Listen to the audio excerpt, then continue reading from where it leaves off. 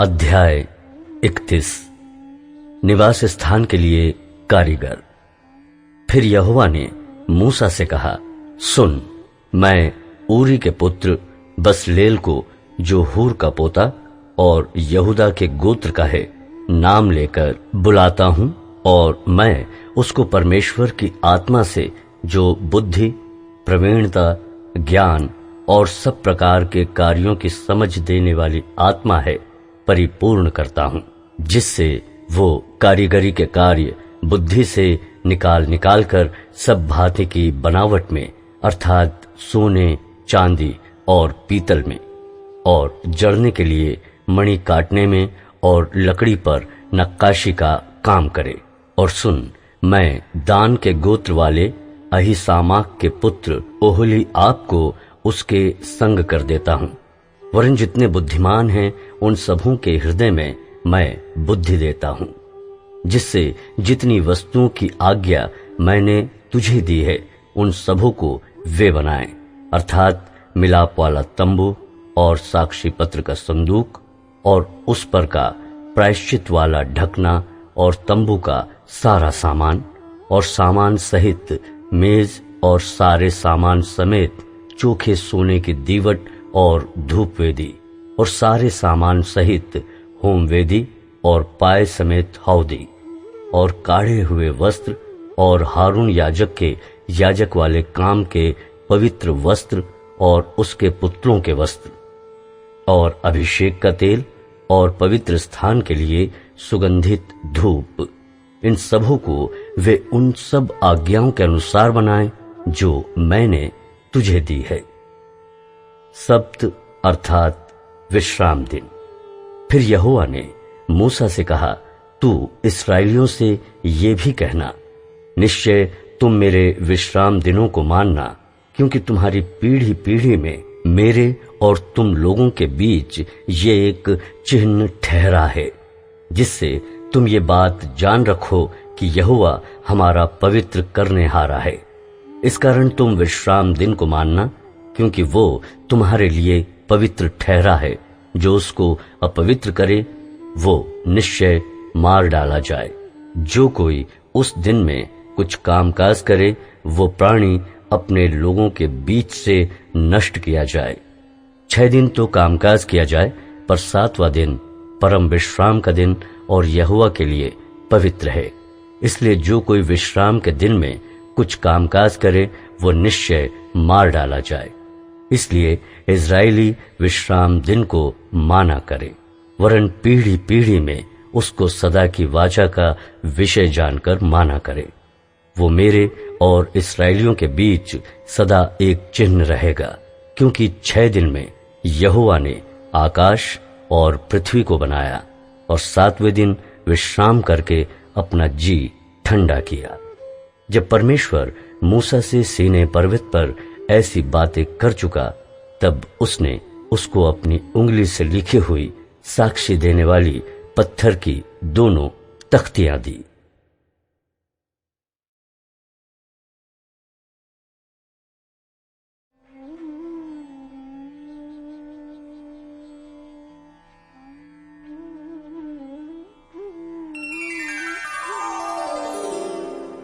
अध्याय 32। सोने का बछड़ा। जब लोगों ने देखा कि मूसा को पर्वत से उतरने में विलंब हो रहा है, तब वे हारून के पास इकट्ठे होकर कहने लगे, अब हमारे लिए देवता बना जो हमारे आगे आगे चले, क्योंकि उस पुरुष मूसा को जो हमें मिस्र देश से निकाल ले आया है, हम नहीं जानते हैं कि क्या हुआ। हारून ने उनसे कहा, तुम्हारी स्त्रियों और बेटे बेटियों के कानों में सोने की जो बालियां हैं उन्हें उतारो और मेरे पास ले आओ। तब सब लोगों ने उनके कानों से सोने की बालियों को उतारा और हारून के पास ले आए। हारून ने उन्हें उनके हाथ से लिया और एक बछड़ा ढालकर बनाया और टांकी से गढ़ा। तब लोग कहने लगे, हे इस्राएल, तेरा ईश्वर जो तुझे मिस्र देश से छुड़ा लाया है वो यही है। ये देख के हारून ने उसके आगे एक वेदी बनवाई और ये प्रचार किया, कल यहोवा के लिए पर्व होगा। और दूसरे दिन लोगों ने भोर को उठकर होम बलि चढ़ाए और मेल बलि ले आए, फिर बैठकर खाया पिया और उठकर खेलने लगे। तब यहोवा ने मूसा से कहा, नीचे उतर जा, क्योंकि तेरी प्रजा के लोग जिन्हें तू मिस्र देश से निकाल ले आया है वे बिगड़ गए हैं, और जिस मार्ग पर चलने की आज्ञा मैंने उनको दी थी उसको झटपट छोड़कर उन्होंने एक बछड़ा ढालकर बना लिया, फिर उसको दंडवत किया और उसके लिए बलिदान भी चढ़ाया। और ये कहा है, हे इस्राएलियों, तुम्हारा ईश्वर जो तुम्हें मिस्र देश से छुड़ा ले आया है वो यही है। फिर यहोवा ने मूसा से कहा, मैंने इन लोगों को देखा और सुन, वे हठीले हैं। अब मुझे मत रोक, मेरा कोप उन पर भड़क उठा है जिससे मैं उन्हें भस्म करूं, परंतु तुझसे एक बड़ी जाति उपजाऊंगा। तब मूसा अपने परमेश्वर यहोवा को ये कह के मनाने लगा, हे यहोवा, तेरा कोप अपनी प्रजा पर क्यों भड़का है, जिसे तू बड़े सामर्थ्य और बलवंत हाथ के द्वारा मिस्र देश से निकाल लाया है। मिस्री लोग ये क्यों कहने पाए, वो उनको बुरे अभिप्राय से अर्थात पहाड़ों में घात करके धरती पर से मिटा डालने की मनसा से निकाल ले गया। तो अपने भड़के हुए कोप को शांत कर और अपनी प्रजा को ऐसी हानि पहुंचाने से फिर जा। अपने दास अब्राहम, इसहाक और याकूब को स्मरण कर, जिनसे तूने अपनी ही शपथ खाकर ये कहा था, मैं तुम्हारे वंश को आकाश के तारों के तुल्य बहुत करूंगा, और यह सारा देश जिसकी मैंने चर्चा की है तुम्हारे वंश को दूंगा कि वे उसके अधिकारी सदैव बने रहें। तब यहोवा अपनी प्रजा की हानि करने से जो उसने कहा था पछताया। तब मूसा मुड़कर साक्षी की दोनों तख्तियों को हाथ में लिए हुए पहाड़ से उतर गया।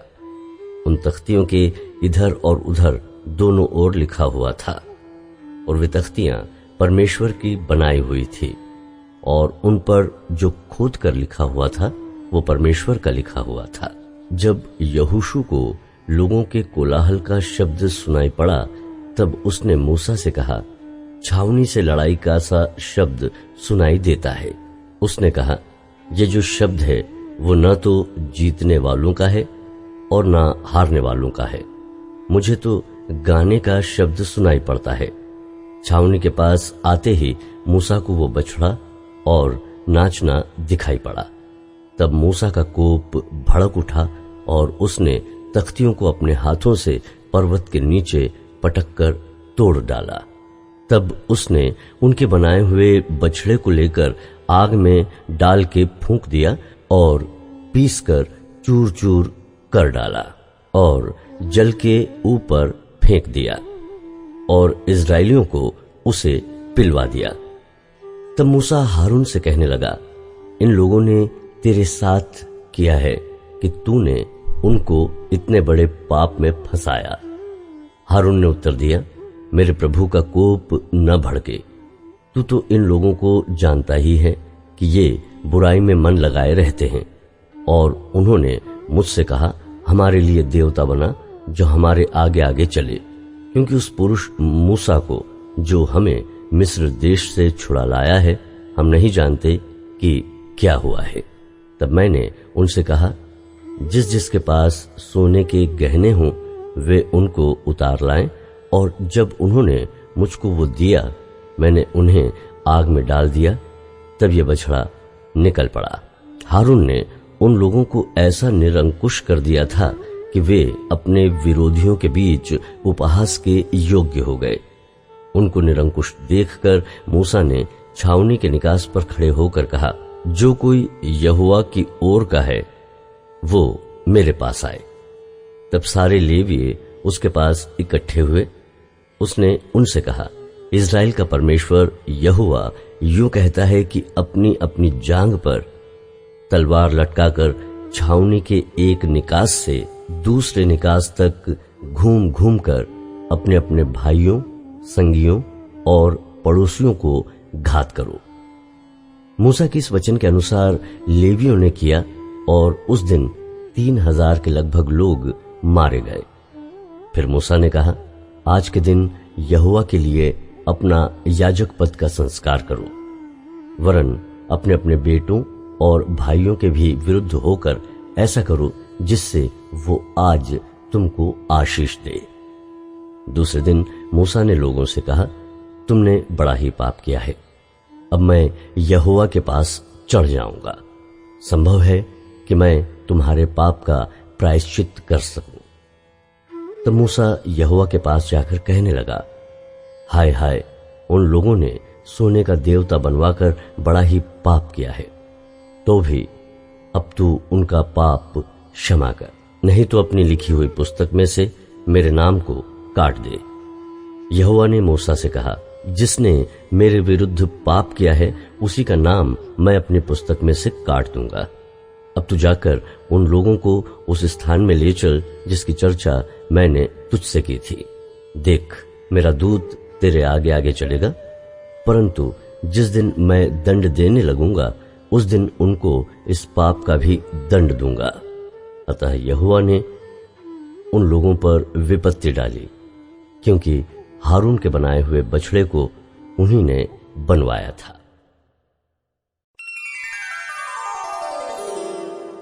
अध्याय 33। सीनै पर्वत से प्रस्थान की आज्ञा। फिर यहोवा ने मूसा से कहा, तू उन लोगों को जिन्हें मिस्र देश से छुड़ा लाया है संग लेकर उस देश को जा जिसके विषय मैंने अब्राहम, इसहाक और याकूब से शपथ खाकर कहा था कि मैं उसे तुम्हारे वंश को दूंगा। और मैं तेरे आगे आगे एक दूत को भेजूंगा और कनानी, एमोरी, हित्ती, परिज्जी, हिब्बी और यबूसी लोगों को बरबस निकाल दूंगा। तुम लोग उस देश को जाओ जिसमें दूध और मधु की धारा बहती है, परंतु तुम हठीले हो, इस कारण मैं तुम्हारे बीच में होके न चलूंगा। ऐसा न हो कि मैं मार्ग में तुम्हारा अंत कर डालूं। जब बुरा समाचार सुनकर वे लोग विलाप करने लगे और कोई अपने गहने पहने हुए न रहा, क्योंकि यहोवा ने मूसा से कह दिया था, इस्राएलियों को मेरा ये वचन सुना, तुम लोग तो हठीले हो। यदि मैं पल भर के लिए तुम्हारे बीच होकर चलूं तो तुम्हारा अंत कर डालूंगा। इसलिए अब अपने अपने गहने अपने अंगों से उतार दो कि मैं जानूं कि तुम्हारे साथ क्या करना चाहिए। इसलिए इस्राएली होरेब पर्वत से लेकर आगे को अपने गहने उतारे रहे। मिलाप वाला तंबू। मूसा तंबू को छावनी से बाहर वरन दूर खड़ा कराया करता था और उसको मिलाप वाला तंबू कहता था। और जो कोई यहोवा को ढूंढता वो उस मिलाप वाले तंबू के पास जो छावनी के बाहर था निकल जाता था। जब जब मूसा तंबू के पास जाता तब तब सब लोग उठकर अपने अपने डेरे के द्वार पर खड़े हो जाते, और जब तक मूसा उस तंबू में प्रवेश न करता था तब तक उसकी ओर ताकते रहते थे। जब मूसा उस तंबू में प्रवेश करता था तब बादल का खंभा उतर के तंबू के द्वार पर ठहर जाता था और यहोवा मूसा से बातें करने लगता था। और सब लोग जब बादल के खंभे को तंबू के द्वार पर ठहरा देखते थे तब उठकर अपने अपने डेरे के द्वार पर से दंडवत करते थे। और यहोवा मूसा से इस प्रकार आमने सामने बातें करता था जिस प्रकार कोई अपने भाई से बातें करे। और मूसा तो छावनी में लौट आता था, पर यहोशू नामक एक जवान जो नून का पुत्र और मूसा का सेवक था वो तंबू में से न निकलता था। परमेश्वर की उपस्थिति का वचन। मूसा ने यहोवा से कहा, सुन, तू मुझसे कहता है इन लोगों को ले चल, परंतु ये नहीं बताया कि तू मेरे संग किसको भेजेगा। तो भी तूने कहा है, तेरा नाम मेरे चित्त में बसा है और तुझ पर मेरे अनुग्रह की दृष्टि है। और अब यदि मुझ पर तेरे अनुग्रह की दृष्टि हो तो मुझे अपनी गति समझा दे, जिससे जब मैं तेरा ज्ञान पाऊं तब तेरे अनुग्रह की दृष्टि मुझ पर बनी रहे। फिर ये भी ध्यान रख कि ये जाति तेरी प्रजा है। यहोवा ने कहा, मैं आप तेरे साथ चलूंगा और तुझे विश्राम दूंगा। उसने उससे कहा, यदि तू आप न चले तो हमें यहां से आगे न ले जा। ये कैसा जाना जाए कि तेरे अनुग्रह की दृष्टि मुझ पर और अपनी प्रजा पर है? क्या इससे नहीं कि तू हमारे संग संग चले, जिससे मैं और तेरी प्रजा के लोग पृथ्वी भर के सब लोगों से अलग ठहरे? यहोवा ने मूसा से कहा, मैं ये काम भी जिसकी चर्चा तूने की है करूंगा, क्योंकि मेरे अनुग्रह की दृष्टि तुझ पर है और तेरा नाम मेरे चित्त में बसा है। मूसा ने कहा, मुझे अपना तेज दिखा दे। उसने कहा, मैं तेरे सम्मुख होकर चलते हुए तुझे अपनी सारी भलाई दिखाऊंगा और तेरे सम्मुख यहोवा नाम का प्रचार करूंगा, और जिस पर मैं अनुग्रह करना चाहूं उसी पर अनुग्रह करूंगा, और जिस पर दया करना चाहूं उसी पर दया करूंगा। फिर उसने कहा, तू मेरे मुख का दर्शन नहीं कर सकता, क्योंकि मनुष्य मेरे मुख का दर्शन करके जीवित नहीं रह सकता। फिर यहोवा ने कहा, सुन, मेरे पास एक स्थान है, यहां तू उस चट्टान पर खड़ा हो, और जब तक मेरा तेज तेरे सामने होके चलता रहे तब तक मैं तुझे चट्टान की दरार में रखूंगा, और जब तक मैं तेरे सामने से होकर न निकल जाऊं तब तक अपने हाथ से तुझे ढांपे रहूंगा। फिर मैं अपना हाथ उठा लूंगा, तब तू मेरी पीठ का तो दर्शन पाएगा, परंतु मेरे मुख का दर्शन नहीं मिलेगा। अध्याय 34। पत्थर की नई तख्तियां। फिर यहोवा ने मूसा से कहा, पहली तख्तियों के समान पत्थर की 2 और तख्तियां गढ़ ले। तब जो वचन उन पर पहली तख्तियों पर लिखे थे, जिन्हें तूने तोड़ डाला, वे ही वचन मैं उन तख्तियों पर भी लिखूंगा। सवेरे तैयार रहना और भोर को सीनै पर्वत पर चढ़कर उसकी चोटी पर मेरे सामने खड़ा होना। तेरे संग कोई न चढ़ पाए, वरन पर्वत भर पर कोई मनुष्य कहीं दिखाई न दे, और न भेड़ बकरी और गाय बैल भी पर्वत के आगे चरने पाए। तब मूसा ने पहली तख्तियों के समान 2 और तख्तियां गढ़ी, और भोर को उठकर अपने हाथ में पत्थर की वे दोनों तख्तियां लेकर यहोवा की आज्ञा के अनुसार सीनै पर्वत पर चढ़ गया। तब यहोवा ने बादल में उतरकर उसके संग वहां खड़ा होकर यहोवा नाम का प्रचार किया। यहोवा उसके सामने होकर यूं प्रचार करता हुआ चला, यहोवा यहोवा ईश्वर दयालु और अनुग्रहकारी, कोप करने में धीरजवंत और अति करुणामय और सत्य, हजारों पीढ़ियों तक निरंतर करुणा करने वाला, अधर्म और अपराध और पाप का क्षमा करने वाला है, परंतु दोषी को वो किसी प्रकार निर्दोष न ठहराएगा। वो पितरों के अधर्म का दंड उनके बेटों वरन पोतों और परपोतों को भी देने वाला है। तब मूसा ने तुरंत पृथ्वी की ओर झुककर दंडवत किया और उनसे कहा, हे प्रभु, यदि तेरे अनुग्रह की दृष्टि मुझ पर हो तो प्रभु हम लोगों के बीच में होकर चले। ये लोग हठीले तो हैं, तो भी हमारे अधर्म और पाप को क्षमा कर और हमें अपना निज भाग मान के ग्रहण कर। वाचा का दोहराया जाना। उसने कहा, सुन, मैं एक वाचा बांधता हूं, तेरे सब लोगों के सामने मैं ऐसे आश्चर्य कर्म करूंगा जैसा पृथ्वी पर और सब जातियों में कभी नहीं हुए, और वे सारे लोग जिनके बीच तू रहता है यहोवा के कार्य को देखेंगे, क्योंकि जो मैं तुम लोगों के लिए करने पर हूं वो भयंकर काम है। जो आज्ञा मैं आज तुम्हें देता हूं उसे तुम लोग मानना। देखो, मैं तुम्हारे आगे से एमोरी, कनानी, हित्ती, परिज्जी, हिब्बी और यबूसी लोगों को निकालता हूं। इसलिए सावधान रहना कि जिस देश में तू जाने वाला है उसके निवासियों से वाचा न बांधना, कहीं ऐसा न हो कि वो तेरे लिए फंदा ठहरे, वरन उनकी वेदियों को गिरा देना, उनकी लाठी को तोड़ डालना और उनकी अशेरा नामक मूर्तियों को काट डालना, क्योंकि तुम्हें किसी दूसरे को ईश्वर करके दंडवत करने की आज्ञा नहीं, क्योंकि यहोवा जिसका नाम जलनशील है वो जल उठाने वाला परमेश्वर है। ऐसा ना हो कि तू उस देश के निवासियों से वाचा बांधे और वे अपने देवताओं के पीछे होने का व्यभिचार करें और उनके लिए बलिदान भी करें, और कोई तुझे नेवता दे और तू भी उसके बलि पशु का मांस खाए, और तू उनकी बेटियों को अपने बेटों के लिए लाए, और उनकी बेटियां जो आप अपने देवताओं के पीछे होने का व्यभिचार करती हैं, तेरे बेटों से भी अपने देवताओं के पीछे होने का व्यभिचार करवाएं। तुम देवताओं की मूर्तियां ढालकर न बना लेना। अख़मीरी रोटी का पर्व मानना, उसमें मेरी आज्ञा के अनुसार आबीब महीने के नियत समय पर 7 दिन तक अख़मीरी रोटी खाया करना, क्योंकि तू मिस्र से आबीब महीने में निकल आया। हर एक पहिलोठा मेरा है, और क्या बछड़ा क्या मेमना तेरे पशुओं में से जो नर पहिलोठे हों वे सब मेरे ही हैं। गधी के पहिलोठों के बदले मेमना देकर उसको छुड़ाना। यदि तू उसे छुड़ाना न चाहे तो उसकी गर्दन तोड़ देना, परंतु अपने सब पहिलोठे बेटों को बदला देकर छुड़ाना।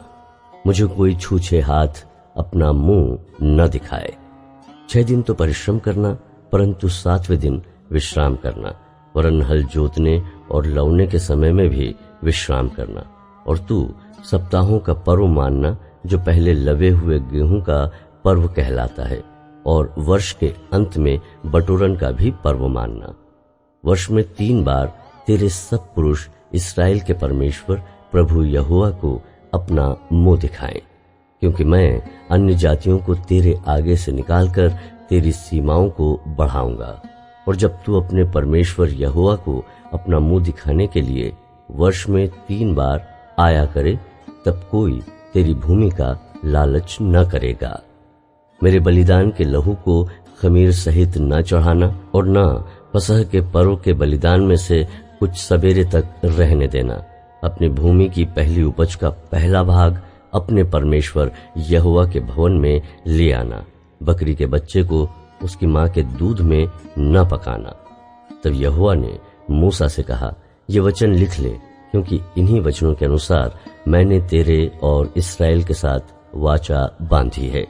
मूसा वहां यहोवा के संग 40 दिन और रात रहा, और तब तक न तो उसने रोटी खाई और न पानी पिया। और उसने उन तख्तियों पर वाचा के वचन अर्थात 10 आज्ञाएं लिख दी। मूसा का पहाड़ से उतरना। जब मूसा साक्षी के दोनों तख्तियां हाथ में लिए हुए सीने पर्वत से उतर रहा था, तब यहोवा के साथ बातें करने के कारण उसके चेहरे से किरणें निकल रही थी, परंतु वो ये नहीं जानता था कि उसके चेहरे से किरणें निकल रही हैं। जब हारून और सब इस्राएलियों ने मूसा को देखा कि उसके चेहरे से किरणें निकल रही हैं, तब वे उसके पास जाने से डर गए। तब मूसा ने उनको बुलाया, और हारून मंडली के सारे प्रधानों समेत उसके पास आया, और मूसा उनसे बातें करने लगा।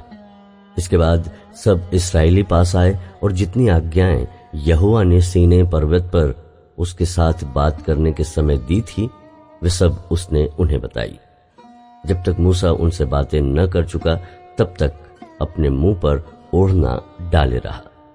परंतु जब जब मूसा भीतर यहोवा से बात करने को उसके सामने जाता, तब तब वो उस ओढ़ने को निकलते समय तक उतारे हुए रहता था।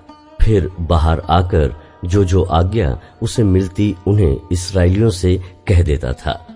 इस्राएली मूसा का चेहरा देखते थे कि उससे किरणें निकलती हैं, और जब तक वो यहोवा से बात करने को भीतर न जाता, तब तक वो उस ओढ़ने को डाले रहता था।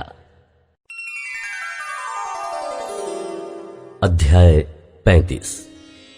सब्त को मानना।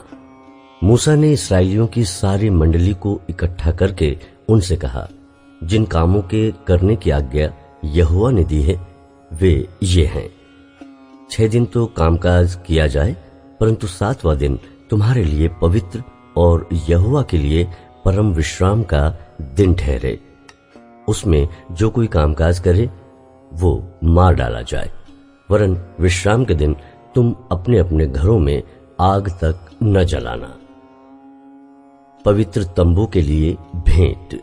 फिर मूसा ने इस्राएलियों की सारी मंडली से कहा, जिस बात की आज्ञा यहोवा ने दी है वो ये है, तुम्हारे पास से यहोवा के लिए भेंट ली जाए, अर्थात जितने अपनी इच्छा से देना चाहें वे यहोवा की भेंट करके ये वस्तुएं ले आए, अर्थात सोना, चांदी, पीतल, नीले बैंजनी और लाल रंग का कपड़ा, सूक्ष्म सनी का कपड़ा, बकरी का बाल, लाल रंग से रंगी हुई मेढ़ों की खाले, सुइसों की खाले, बबूल की लकड़ी, उजियाला देने के लिए तेल, अभिषेक का तेल और धूप के लिए सुगंध द्रव्य। फिर एपोद और चपरास के लिए सुलेमानी मणि और जड़ने के लिए मणि। निवास स्थान की विभिन्न वस्तुएं। तुम में से जितनों के हृदय में बुद्धि का प्रकाश है वे सब आकर जिस जिस वस्तु की आज्ञा यहोवा ने दी है वे सब बनाएं, अर्थात तंबू और आवरण समेत निवास और उसकी घुंडी, तख्ते, बेंडे, खंबे और कुर्सियां। फिर डंडों समेत संदूक और प्रायश्चित का ढकना और बीच वाला पर्दा, डंडों और सब सामान समेत मेज और भेंट की रोटियां, सामान और दीपकों समेत उजियाला देने वाला दीवट और उजियाला देने के लिए तेल, डंडों समेत धूप वेदी, अभिषेक का तेल, सुगंधित धूप और निवास के द्वार पर पर्दा, पीतल की झंझरी, डंडों आदि सारे सामान समेत होम वेदी, पाए समेत हौदी, खंभों और उनकी कुर्सियों समेत आंगन के पर्दे और आंगन के द्वार के पर्दे, निवास और आंगन दोनों के खूंटे और डोरियां, पवित्र स्थान में सेवा टहल करने के लिए काढ़े हुए वस्त्र और याजक का काम करने के लिए हारून याजक के पवित्र वस्त्र और उसके पुत्रों के वस्त्र। लोगों द्वारा भेंट लाना। तब इस्राएलियों की सारी मंडली मूसा के सामने से लौट गई और जितनों को उत्साह हुआ और जितनों के मन में ऐसी इच्छा उत्पन्न हुई थी वे मिलाप वाले तंबू के काम करने और उसकी सारी सेवा और पवित्र वस्त्रों के बनाने के लिए यहोवा की भेंट ले आने लगे। क्या स्त्री क्या पुरुष, जितनों के मन में ऐसी इच्छा उत्पन्न हुई थी वे सब जुगनू, नथनी, मुंदरी और कंगन आदि सोने के गहने ले आने लगे। इस भांति जितने मनुष्य यहोवा के लिए सोने की भेंट के देने वाले थे वे सब उनको ले आए, और जिस जिस पुरुष के पास नीले, बैंजनी या लाल रंग का कपड़ा या सूक्ष्म सनी का कपड़ा या बकरी का बाल या लाल रंग से रंगी हुई मेढ़ों की खाले या सुइसों की खाली थी वे उन्हें ले आए। फिर जितने चांदी या पीतल की भेंट के देने वाले थे वे यहोवा के लिए वैसी भेंट ले आए, और जिस जिस के पास सेवा के किसी काम के लिए बबूल की लकड़ी थी वे उसे ले आए। और जितनी स्त्रियों के हृदय में बुद्धि का प्रकाश था वे अपने हाथों से सूत काट कर नीले, बैंजनी और लाल रंग के और सूक्ष्म सनी के काते हुए सूत को ले आई। जितनी स्त्रियों के मन में ऐसी बुद्धि का प्रकाश था उन्होंने बकरी के बाल भी काते। और प्रधान लोग एपोद और चपरास के लिए सुलेमानी मणि और जड़ने के लिए मणि और उजियाला देने और अभिषेक और धूप के सुगंध द्रव्य और तेल ले आए।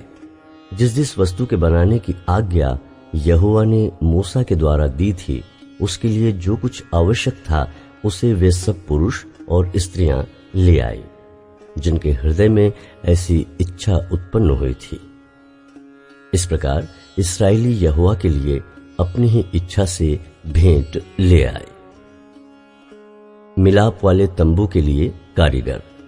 तब मूसा ने इस्राएलियों से कहा, सुनो, यहोवा ने यहूदा के गोत्र वाले बसलेल को, जो ऊरी का पुत्र और हूर का पोता है, नाम लेकर बुलाया है, और उसने उसको परमेश्वर के आत्मा से ऐसा परिपूर्ण किया है कि सब प्रकार की बनावट के लिए उसको ऐसी बुद्धि, समझ और ज्ञान मिला है कि वो कारीगरी की युक्तियां निकालकर सोने, चांदी और पीतल में और जड़ने के लिए मणि काटने में और लकड़ी पर नक्काशी करने में, वरन बुद्धि से सब भांति की निकाली हुई बनावट में काम कर सके। फिर यहोवा ने उसके मन में और दान के गोत्र वाले अहिसामाक के पुत्र ओहोलीआब के मन में भी शिक्षा देने की शक्ति दी है। इन दोनों के हृदय को यहोवा ने ऐसी बुद्धि से परिपूर्ण किया है कि वे नक्काशी करने और गढ़ने वाले और नीले, बैंजनी और लाल रंग के कपड़े और सूक्ष्म सनी के कपड़े में काढ़ने और बुनने वाले हों, वरन सब प्रकार की बनावट में और बुद्धि से काम निकालने में सब भांति के काम करें।